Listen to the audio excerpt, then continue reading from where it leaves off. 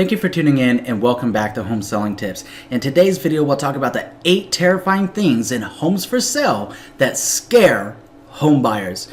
Hi, my name is Andrew Finney. Please consider me your real estate geek. I am always here to help. My contact information is in the show more description below and always at the end of each and every video. So let's go ahead and talk about why buyers are considering your house, maybe your house, the house of horrors and what you can do about it.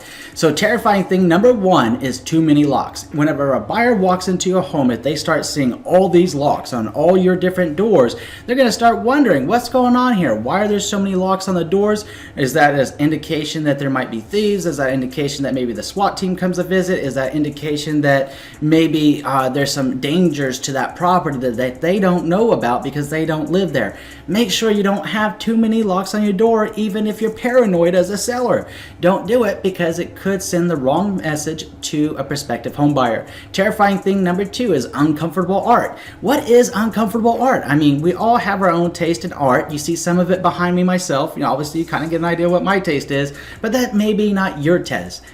You might have things like you like nude photos, or that you like feet, or you like hands, or you like whatever you like, and you have your whole home as an art piece surrounding that type of eclectic art. Well, it's not going to resonate with all buyers. It's best to tone down art and make sure that it's generally acceptable. And an easy way to know if it's generally acceptable or not is to work with your trusted real estate advisor and take down what needs to be taken down. If you need to remove the feet, you need to remove the hands, or you need to remove the nudes, even though the human body is a wonderful thing, then go ahead and remove it because it could be off-putting and terrifying to some home buyers.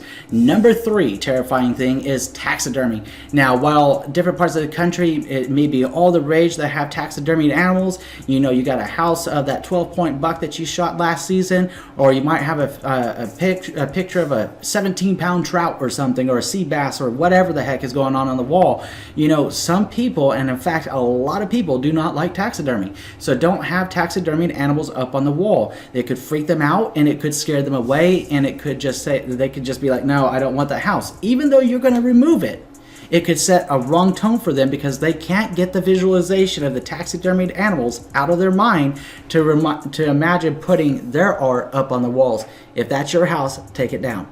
Terrifying thing number 4 are faulty or half-done repairs. Now, I'm sure that we've all seen some of this. It's not only on the DIY networks and on HGTV that we see some of these horrors of homes and nightmare repairs. You know, if you got a nightmare repair or a half-done project, get it done before you put the home up for sale. Even if you intend to go up as is, you don't want a buyer walking into a home thinking or feeling like their home is going to implode and actually fall on them. It terrifies buyers, especially if they're first-time home buyers. They don't know what they're getting into. They don't know how much it's going to cost to fix. They're afraid that there might be more things to fix. So if you have half-done projects, complete them. If you have some shoddy done projects that weren't done correctly, get them done correctly so that people can feel comfortable with your home and not like if something's going to reach out from the wall and zap them or drop on them. It's very important to get that done. Terrifying tip number 5 is actually unfriendly pets. Now, you might have Bull, the bulldog, right? Or you might have Razor, the German Shepherd, or something like that, and they may be the most pleasant and friendliest dogs or animals around. However, if your dog is not friendly with the people walking in, because it's only natural that it's not going to be, because it's their home and they believe they're protecting you and their home, then make sure that you kennel them, or you take them to a neighbor's house that gets along with the dogs, or that you take them over to a family member's house and get them out of the house for showings. If that's not a possibility, then make sure that you're setting up showings in a way that either a neighbor, a family member, a friend, or somebody like that, or yourself can take the dogs out for the purpose of showing your home so that the buyers don't get nervous around the animals. I know it's hard to believe, I'm a pet lover myself, but some people don't like pets and it makes them nervous. They've had bad experiences. Don't be the one that loses out on the right buyer because Fido and Fluffy were home. So that brings us around the terrifying thing number 6, dust and dirt. I know that some people might think it's cute to be able to have a grow house inside their home and be able to sprout up a lawn across their family room. People don't actually like that too much. It might appeal to some buyers, but it's not going to appeal to the majority of buyers. If you have dust and dirt in your home, don't make it part of your decor. If you make it part of your decor, then your home's probably not going to sell. Keep your house clean at all times. To make sure any grimy marks on doors or walls or baseboards are clean and treated, and that you're following the tips of renovations that need to be done prior to getting your home sold, and making the repairs that you need prior to getting your home on the market and getting it sold. Doing so will greatly aid and enhance your success in getting your home sold. Terrifying thing number 7 are the mystery smells, and every single home has a mystery smell.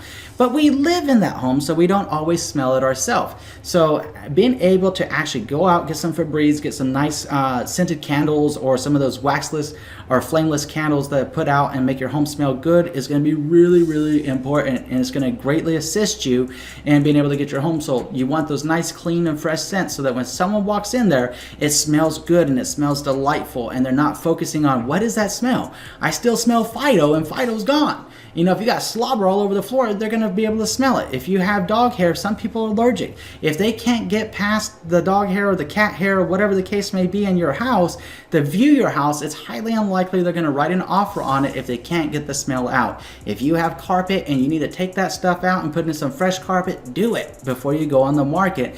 That way you can get your home sold and move on to your next goal. So lastly, we have terrifying thing number 8, which is hair-raising decor. So hair-raising decor could be something like, 1960s, 1970s, Art Deco styles, what was going on. Popcorn ceilings were cool. Deep, dark purples and jewel tone colors were all the rage. If you have that going in your home, most buyers don't like it, and sometimes they can't see past what's going on there and seeing the room being repainted. If you have that going on, go ahead and take your home to a neutral color scheme, and like a beige or a earthy color, and take it down so that it appeals to most buyers that are out there in the market to increase your odds of selling. If you have jewel tone colors, and if you've ever seen them on the internet, or you're scanning through Zillow or something like that and you see them, did it appeal to you? If it did, okay, go buy it. But in most cases, people don't like that, so tone it down and get earth tone colors so that you can increase the odds of selling your home. So that's been today's home selling tips videos. If you have any questions about this, or you simply want to say hi, I'm going to put my contact information up. I always enjoy hearing from you, and please feel free to reach out and share your tips and what has terrified you as a home buyer, or some of the things you've seen in homes, in the comment section below. Thank you so much for watching today. Now, if you've learned something new, I'm going to ask you to do 3 things. Number 1, please subscribe to this channel. Number 2, please like this video. And number 3, please share this video around with someone you know it's going to be the help. Thank you for watching. Enjoy an amazing day.